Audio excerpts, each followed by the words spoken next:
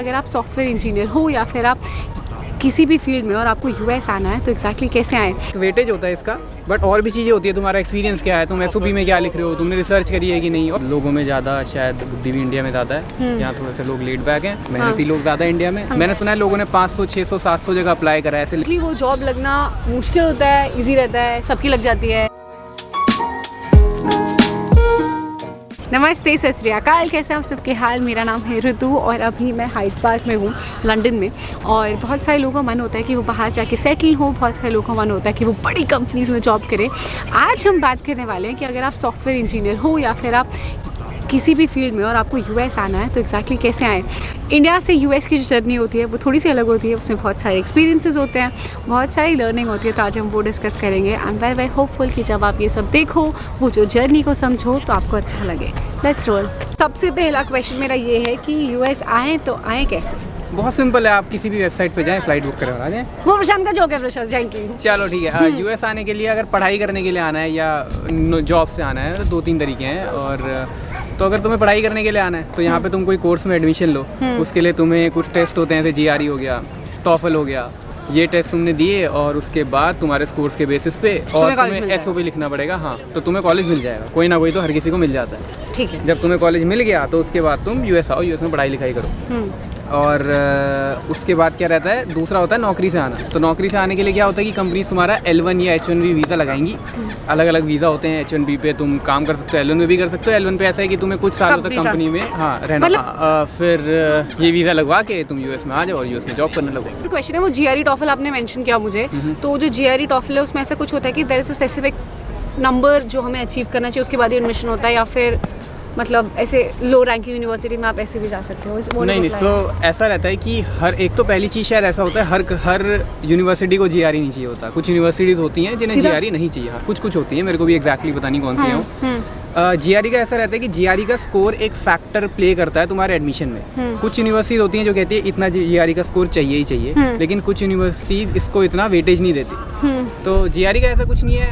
कम भी, मतलब मेरे साथ कई लोग थे जिनका बहुत ज़्यादा भी था, जैसे मेरा अराउंड 315 के आसपास था। मेरे साथ जो लोग थे कितने में से? 340 में से। हाँ, नहीं बहुत अच्छा नहीं होता, एवरेज होता है। मेरे साथ लोग थे, इनका 330 था। तो जैसे आईआईटी वाले लोग होते हैं, ये इनका 330 आता है, ये लोग आके ऐसे करते हैं कि हाँ 330 तो ठीक ही है, मेरा 330 था। तो उस टाइम बेइज्जती लगती है तो हम ऐसे कर देते हैं कि हाँ ठीक ही है, और फिर हम टॉपिक चेंज कर देते हैं इससे पहले कि हमसे हमारे नंबर पूछें।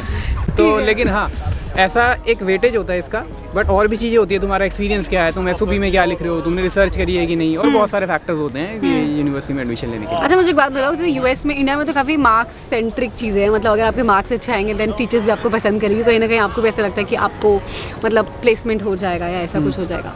यूएस में भी ऐसा है क्या, अगर आपके मार्क्स बहुत अच्छे आएंगे तो आपको प्लेसमेंट के ऑप्शन थोड़े ज़्यादा होते हैं? मतलब वेटेज होता है क्या इतना? मार्क्स का ऐसा रहता है कुछ कंपनीज़ में कि इतनी तुम्हारी जो सीजीपीए है इसके नीचे हम कंसिडर नहीं करेंगे। तो मैंने ऐसा भी सुना था कुछ लोगों का जिनकी सीजीपीए गिर गई, उन्हें ऑफर आ गया, उनकी सीजीपीए गिर गई इंटर्नशिप के लिए, कंपनी ने ऑफर वापस ले लिया। और हाँ, ये टीचर का पसंद करना मार्क्स से ज़रूरी नहीं है, लेना देना हो, यहाँ पे चीज़ें ओपन होती है, तो हो सकता है तुम्हें ऐसे भी टीचर पसंद कर ले। जब आप पढ़ाई करने आ गए, एग्जाम्स हो गए और वहाँ पे सब चीज़ें ठीक चल रही है, उसके बाद इंटर्नशिप्स कैसे लगते हैं? मतलब is it tough, is it okay? कितनी सारी चीज़ों में अप्लाई करना पड़ता है, कितने सारे रिजल्ट आते हैं, क्या सीन रहता है? तो इंटर्नशिप के लिए क्या रहता है, जैसे मैं तो कंप्यूटर साइंस स्टूडेंट था, तो हमारे लिए क्या होता है, एल्गोरिथम डेटा स्ट्रक्चर्स पे काम करते हैं लोग, उसके लिए अलग अलग वेबसाइट्स होती हैं। हाँ। तो सबसे ज़्यादा जॉब्स कंप्यूटर साइंस की देखी है मैंने, इंटर्नशिप के लिए भी और वैसे फुल टाइम जॉब के लिए भी। तो हाँ, तुम्हें मतलब वो सब करना होता है। और अगर दूसरी फील्ड वालों का भी मैंने सुना है तो तुम्हें प्रोजेक्ट्स पे भी साथ साथ काम करना होता है। तो कुछ जॉब ऐसी होती हैं जो कहती हैं कि हमें इसी स्टैक का या इसी स्किल का बंदा चाहिए, इसके बाद ये वाली स्किल स्पेसिफाइड। हाँ, और कुछ जॉब्स होती हैं जिनमें ऐसे स्पेसिफाइड नहीं होता है, जैसे अमेजोन है, माइक्रोसॉफ्ट है, इसमें कई बार जो एंट्री लेवल होता है उस पर स्पेसिफाई नहीं करते, गूगल वगैरह पे। तो हाँ, तो कुछ होता है जनरल तैयारी कर लो, वो हर जगह पूछा जाता है। लेकिन कुछ स्टार्टअप्स हो गए, कुछ अलग कंपनीज हो गई, मिड साइज कंपनीज हो गई, जो स्पेसिफिक प्रोजेक्ट पूछेंगी, जैसे तुमने इस चीज़ पे काम करा है कि नहीं करा।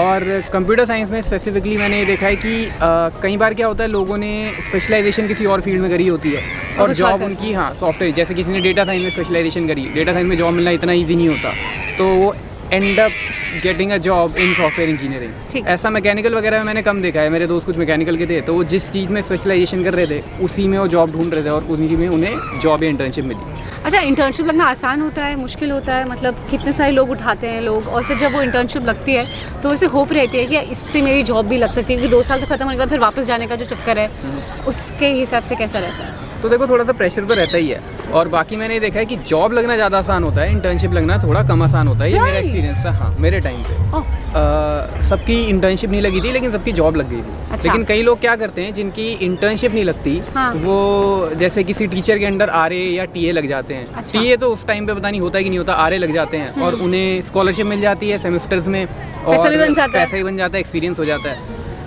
अब आरएडीए बनने के लिए क्या करना पड़ता है कि भाई प्रोफेसर को बोलो कि हमेशा उसके बटरिंग करनी होगी, बटरिंग करनी है। उस पहले तो जो भी उसने लिखा है अमूल पेपर, की टिक्की लेके घूमते रहो। जो भी उसने पेपर लिखा है वो पूरा पढ़ के आओ, और हर क्लास में कोई भी क्वेश्चन पूछे सर मैं आंसर करूंगा। और फिर उसके बाद कुछ भी वो कपड़े पहने आए, सर क्या लग रहे हो सर आज, मतलब ये सब तो नहीं करना होता, बट हाँ वो जो भी पढ़ा रहा है उस पर ध्यान देना होता है, उसके रिसर्च पेपर ढंग से You have to be in पढ़ना good books of that person, होता है। है हाँ, ना? तुम्हें दिखाना होता है कि आई एम इंटरेस्टेड जो भी तुम कर रहे हो उसमें। ठीक। एक जॉब जो काफ़ी हाई पेइंग जॉब होती है, और एक जॉब जो बहुत सारे लोग एस्पायर करते हैं, दैट इज़ अ मैंग जॉब। एग्जैक्टली वो जॉब लगना मुश्किल होता है, इजी रहता है, सबकी लग जाती है, या फिर ऐसा लगता है कि मतलब बहुत पिसाई के बाद वहाँ पहुँचेंगे? What is the case like? तो ऐसा रहता है कि पहले तो खून पसीना एक करके मेहनत करनी होती है, ऐसे ब्लॉग देखने तो कुछ नहीं होगा। तो लेकिन यहाँ से कुछ तो समझ में आएगा। लोग बहुत मोटिवेट होते हैं मेरे ब्लॉग से। तो- please like share comment and subscribe. हाँ, लेकिन हाँ क्या होता है, मैंग की जो तैयारी होती है स्पेसिफिकली लोअर लेवल पे, ग्रेजुएट लेवल पे, वो बहुत जनरल तैयारी होती है। मतलब उसमें तुम डेटा स्ट्रक्चर एल्गोरिदम पे काम करो और तुम्हें जॉब मिल जाएगी। मुझे ऐसा लगता है पर्सनली, स्टार्टअप्स में जाना या मिड साइज कई सारी कंपनीज में जाना मैंग से ज़्यादा मुश्किल है, क्योंकि उधर ये सब चीज़ें तो पूछते ही हैं, उसके बाद वो तुमसे तुम्हारे प्रोजेक्ट पूछते हैं बहुत ज़्यादा, और प्रोजेक्ट में भी काफ़ी डीप में जाते हैं। मैंग में ज़रूरी नहीं है तुमसे ये सब पूछा जाए। हाँ। अगर मेरे को पता है 100 बच्चों का इंटरव्यू हुआ है, तो उनमें से 90 बच्चों से जनरल इंटरव्यू हुआ है कि डेटा स्ट्रक्चर एल्गो पूछा, बिहेवियरल राउंड पूछ लिए वगैरह वगैरह। हाँ, मतलब मैंने मोस्टली यही देखा था। मैंग होता क्या है? मैंग होता क्या है, मैंग 5 कंपनीज हैं, 5 ही है ना, MAANG, हाँ 5 होगी। तो मेटा, एप्पल, अमेजोन, नेटफ्लिक्स और गूगल। ये याद है, मैंने बाय द वे किसी फेसबुक और गूगल वालों का भी इंटरव्यू ले रखा है कि एग्जैक्टली वहाँ कैसे पहुँचना है। लिंक इन डिस्क्रिप्शन में है। सैलरीज बहुत ही ज़्यादा सिग्निफिकेंट पार्ट है जो बड़ी अट्रैक्टिव बना देती है मैंग को। अगर कोई मैंग ज्वाइन करता है तो बेसिक सैलरी स्ट्रक्चर कितना होता है to begin with? Basic salary structure अब एग्जैक्टली तो मेरे को पता नहीं, क्योंकि मेरे ज्वाइन करने के बाद और एस्टिमेट बाद में काफ़ी चेंजेस हो गए। हाँ। एस्टिमेट शायद मेरे ख्याल 150K के आसपास एवरेज सैलरी लगती है, और बेस सैलरी नहीं बता रहा मैं, टोटल कंपनसेशन में बता रहा और हूँ। मैंग में भी बहुत सारी कंपनीज आएगा, सो ऊपर नीचे होता है, राइट? हाँ, सबका वो इंटरव्यू परफॉर्मेंस पे भी डिपेंड करता है। इनका एक बैंड होता है कि इतने जो लेवल 1 पे आए हैं उनको इतने बैंड तक देंगे, जो लेवल 2 पे आए हैं उन्हें इतने बैंड तक पैसे देंगे। हाँ, बाय द वे, अगर आपको सैलरीज भी इंटरेस्ट है तो उसके पीछे खर्चे भी होते हैं। वो खर्चे कौन से होते हैं? 1 करोड़ की सैलरी बड़ी ऐसे फैंसी लगती है, वो बहुत उसके बाद खर्चे होते हैं। अगर आपको देखना है तो लिंक इन डिस्क्रिप्शन में है। मैंने शैंकी के साथ एक ब्लॉग शूट कर रखा है, पहले वो आ रखा है, it's doing really well, go check it out. एक और चीज़ है, जब सैलरी लगती है तो सैलरी कितनी बार लोकेशन के हिसाब से लगती है। अगर आपको न्यूयॉर्क सिटी में जो सैलरी मिल रही है और कैलिफोर्निया में मिल रही है, वो सैलरी आपको टेक्सास में या फिर सियाटल में नहीं मिलेगी, क्योंकि उस हिसाब से खर्चे हो जाते हैं। जब जॉब लगती है तब बहुत मुश्किल होता है क्या जॉब सिक्योर करना? कितने राउंड ऑफ इंटरव्यूज़ होते हैं, और उसके बाद कितना टाइम में पता लगता है कि एग्जैक्टली जॉब लग गई, या फिर वो लटके रहते हो कि मतलब अब बस लगेगी, क्या टाइम हाँ, ड्यूरेशन तो ऐसा होता है कि सबसे पहले तो स्ट्रगल बहुत होता है। कुछ लोग होते हैं, जैसे मैं था, मेरी इंटर्नशिप लगी पहली बारी में ही, और लकीली ऐसा नहीं था कि मैं संतूर कोई ऐसा पढ़ा था मैं। इंटर्नशिप लग गई मेरी, और फिर मेरे को जॉब ऑफर आ गया। हाँ। लेकिन कई लोगों की इंटर्नशिप नहीं लगती। हाँ। अब उन्हें बार बार अप्लाई करना पड़ता है और रिजेक्शन फेस करना पड़ता है, स्पेशली अगर तुम वीज़ा पे हो। तो क्या होता है, जैसे तुम अप्लाई करोगे तुम्हें 1 हफ्ते बाद आ जाएगा अनफॉर्चुनेटली। लोग इतने यूज्ड टू हो जाते हैं अनफॉर्चुनेटली का, कि रोज़ सुबह उठे और अनफॉर्चुनेटली दिख रहा है। बट हाँ, मतलब जॉब लगना और इवन इंटर्नशिप लगना थोड़ा सा स्ट्रगल रहता है उसमें, बट हर किसी की लग जाती है। मैंने सुना है लोगों ने 500, 600, 700 जगह अप्लाई करा है, ऐसे लिस्ट बना के रखते हैं लोग, और फिर उनको जाके ऑफर्स आए हैं, ऐसे 2-3 ऑफर्स आए हैं, किसी को एक ही ऑफर आया है। तो आई गेस वो भी होता है ना कि वो एक प्रेशर होता है ना, क्योंकि पैसा लगा रखा होता है, वो पैसा कमाना है। क्योंकि जितना एजुकेशन महंगा यूएस में है, वो आप यूएस की सैलरी से ही वापस निकाल सकते हो। इधर यू आर टू लकी कि आपको इंडिया में उतनी सैलरी मिल रही है, and then you can pay back. मतलब शुरू में अगर आप यूएस में काम करके पे बैक करोगे तो आई गेस थोड़ा इजी रहता है। हाँ, कई कंपनीज बोनस देती हैं बहुत सारा। हाँ। तो जब वो बोनस आते ही लोग तो आधे से आधा लोन, उसका टाड़ा। हाँ, लोग उसका टुन कर देते हैं। ठीक है। बस हाँ। एक बात बताओ, जैसे कोई आया, आप बहुत सारी बातें पूछे, हम सब बताएंगे आपको। कोई आया, उसकी जॉब लग गई, गुड।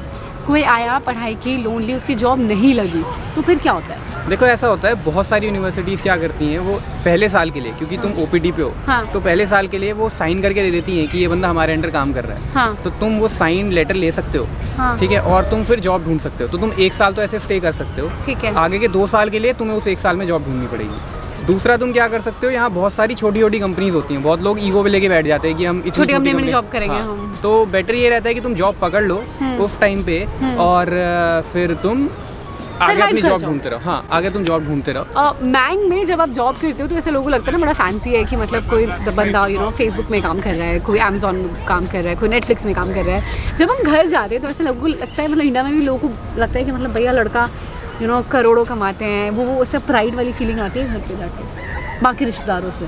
ना ऐसी तो कुछ नहीं आती, औकात में रहते हैं सब, औकात में रहते वही होता है, घर जाके जा पानी लेके आ, हाँ दूध ले आ, कुछ सीखा तूने खाना वाना बनाना की, वैसी आज भी कपड़े धो अपने ढंग से। तो ऐसे ही रहता है घर में, तो ऐसी कोई फीलिंग नहीं आती। That's good, that's good.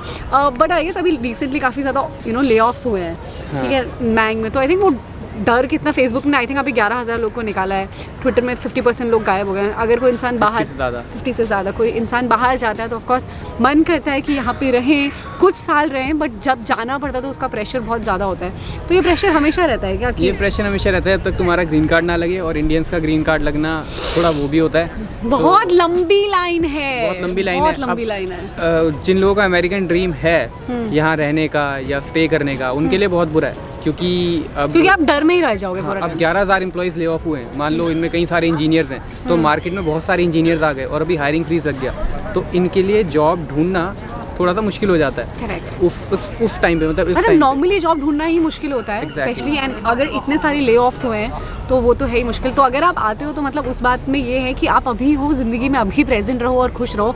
आगे क्या होगा उसके बारे में कोई टेंशन लेने की ज़रूरत नहीं है, क्योंकि जब होगा तो फिर देख लेंगे। थोड़ी प्रिपरेशन कर लो, बट इतना स्ट्रेस लेके अगर आप जियोगे तो अपना आज खराब कर दोगे। तो वो मत लेना। और हाँ, मतलब अभी जैसे लोग कह रहे हैं अभी और ले ऑफ्स होंगे अगले साल, ऐसा होगा, तो मतलब हाँ उसी के हिसाब से प्रिपेयर करो, जो तुम्हें बेस्ट लगता है वो करो। मैं तो जैसे घर में बोल दिया है कि अगर ले ऑफ हो गया तो पीपी करेंगे। पीपी मतलब? पीपी होता है पापा की पेंशन पे ऐश। ठीक है, हाँ ये बात हो चुकी है हमारी घर पे। चीज़ जो इंटरव्यूज़ होते हैं वो इंडिया में मुश्किल होते हैं, यहाँ मुश्किल होते हैं, यहाँ ज़्यादा लाइफ अच्छी लगती है, वहाँ ज़्यादा लाइफ अच्छी लगती है, इंडिया में ज़्यादा कंपैरिजन मुश्किल होते हैं। इंडिया में एक तो कंपटीशन बहुत हाई है, ज़्यादा लोग अप्लाइंग फॉर द सेम हाँ, जॉब, और लोगों में ज़्यादा शायद बुद्धि भी इंडिया में ज़्यादा है। यहाँ थोड़े से लोग लेट बैक हैं, मेहनती लोग ज़्यादा इंडिया में। तो हाँ, इंडिया में इंटरव्यूज़ ज़्यादा मुश्किल होते हैं हर पोजीशन के लिए। हाँ, बट इंडिया में थोड़ा सा ये भी रहता है कि H1B वगैरह की टेंशन नहीं होती। हाँ, तो मतलब शायद इमिग्रेंट्स पे हाँ ज़्यादा अपॉर्चुनिटीज़ हैं मेरे ख्याल से। यहाँ पे मतलब देयर आर सर्टेन थिंग्स, तो मतलब even if you are eligible, but अगर आपका वीज़ा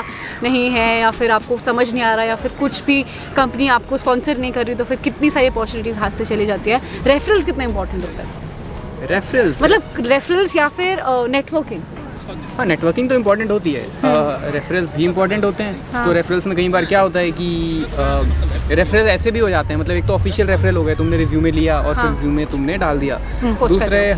दूसरे ऐसे भी रेफरल होते हैं कि किसी बंदे को पता है इंटरनली मेरी टीम में पोजीशन है और वो पोजीशन अभी ओपन नहीं हुई है। हाँ, तो कई बार it depends on company to company, लेकिन वो बंदा जाके बता देगा कि दूसरे बंदे को और मैनेजर से बात कर लेगा, तो शायद वो पोजीशन ओपन करते ही उसका इंटरव्यू ले लें, ऐसा करके and they will be done. हाँ, तो नेटवर्किंग बहुत इंपॉर्टेंट होती है, स्पेशली इस टाइम पे जब देश निकाला हो रहा है, तो यहाँ नेटवर्किंग काफ़ी इंपॉर्टेंट है।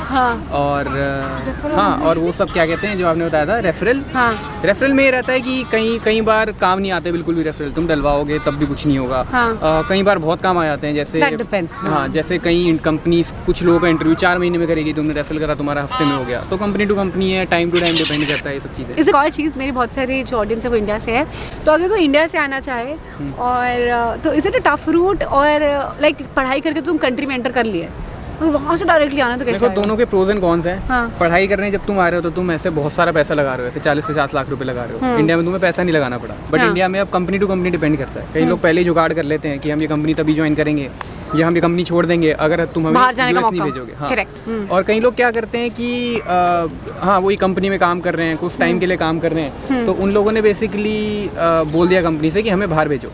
अब बाहर भेजने के लिए तुम्हारा वीज़ा लगता है, ये L1 पे भेजेगी, H1B पे भेजेगी, बहुत सारी कंपनी L1 पे भेजती हैं। जब वो L1 पे भेज रही है तो तुम कंपनी से टाइड हो, जब तक तुम L1 पे हो तुम छोड़ नहीं सकते जब तक तुम्हारा H1B ना लगे। Correct। और कुछ कंपनी से ऐसे भी करती हैं कि तुम्हारा L1 तुम्हारा H1B हम इतने सालों तक नहीं लगाएंगे जब तक तुम L1 पे हो। ऐसा बहुत सारी कंपनीज करती है कि जब तक तुम्हारे 5 साल एग्जॉस्ट नहीं होते तब तक तुम कंपनी से राइड रहते हो, H1B लॉटरी में तुम्हारा नाम नहीं डालते या फिर डाल देते तुम्हें लगवाने नहीं देती, तो वो काफ़ी कंफ्यूजिंग होता है। वो अपने आप में एक स्ट्रेस है कि आप चाह के भी कंपनी नहीं छोड़ सकते या फिर कुछ और नहीं कर सकते या फिर जॉब लॉस हो गया तो आपको वापस जाना पड़ेगा। That is also there. One last question, any tip that you want to give to people जिनको मैंग ज्वाइन करना है? नो नहीं, तो टिप के लिए क्या है कि वही है, देखो काफ़ी ज़्यादा लग होता है, काफ़ी ज़्यादा।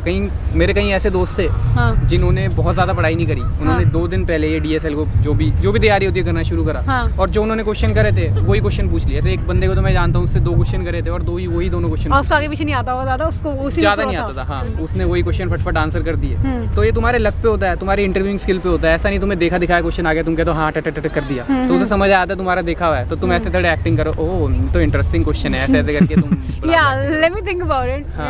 तो बस यही होता है, काफ़ी लक है, अपना ही मेहनत करते रहो। जो भी कंप्यूटर साइंस वाले हैं वो DSL को करते रहो, जो दूसरी ब्रांच वाले हैं वो अपने सीनियर से पूछो कि तुम्हें क्या करना पड़ता है। हाँ। और वो करते रहो। और फिर लक है क्योंकि US में तो काफ़ी लक है, H1B और बड़ी सारी चीज़ें I think it's a layers of thing. मतलब जब आप हाँ। देखते हो तो वो सैलरी देखते हो, बड़ी वाली ऑर्गेनाइजेशन देखते हो, लाइफस्टाइल देखते हो, बट उसको जीने का एक अलग स्ट्रेस होता है।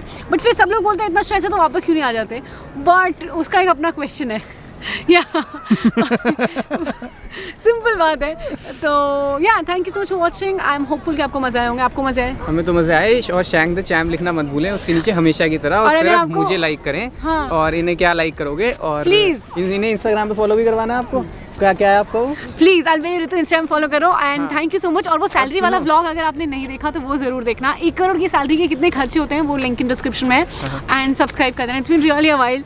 तो और सुनो, रियली अ व्हाइल। अगर इंस्टाग्राम पे आप इन लोगों को फॉलो करके ऐसे पक गए हो कि क्या कंटेंट ही कंटेंट, तो आप एक इंस्टाग्राम हैंडल है शशांक 904, उसमें आपको बहुत पीस, बहुत शांति मिलेगी। कोई स्टोरी नहीं, कोई पोस्ट नहीं। हाँ ओपन अकाउंट है, सबको वो करने का ओपन अकाउंट है शशांक 904। अभी चेक करा मैंने।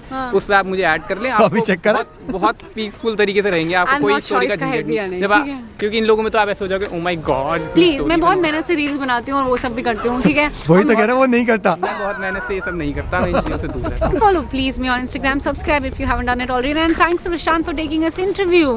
प्रशांत नहीं होता तो हम क्या ही कर पाते, but yeah, anywho, okay, bye. Bye.